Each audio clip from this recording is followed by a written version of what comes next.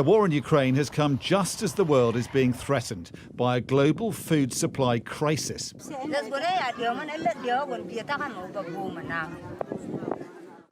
Among the worst affected countries, Somalia, where drought and crop failure threaten a new famine. Streams of people coming in still across, the dusty terrain. They're carrying all their possessions on their back. They've got kids and animals in tow.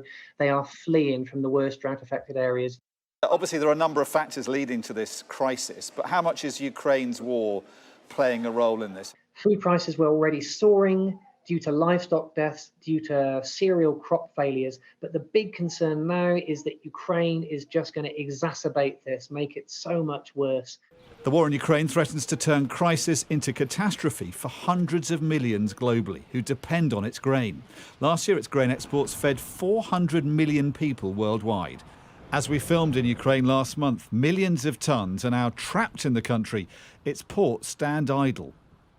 The world was already facing a food supply crisis, but Russia's invasion of Ukraine is making it much, much worse. With all these Ukrainian ports on the Black Sea now blocked, the UN is warning that 47 million more people will face acute hunger across the world if the war goes on.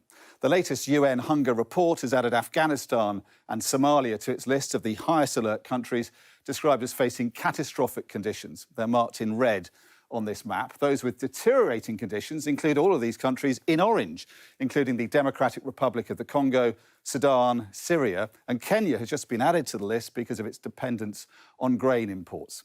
These countries in yellow, like Sri Lanka, Zimbabwe, Angola, Lebanon, described as areas of concern. Ukraine itself has now been added to that list for the first time because of what it's going through at the hands of Russia's invasion. But Russia isn't bowing to mounting international criticism. Let's be honest. The Kremlin is using food supplies as a stealth missile against developing countries.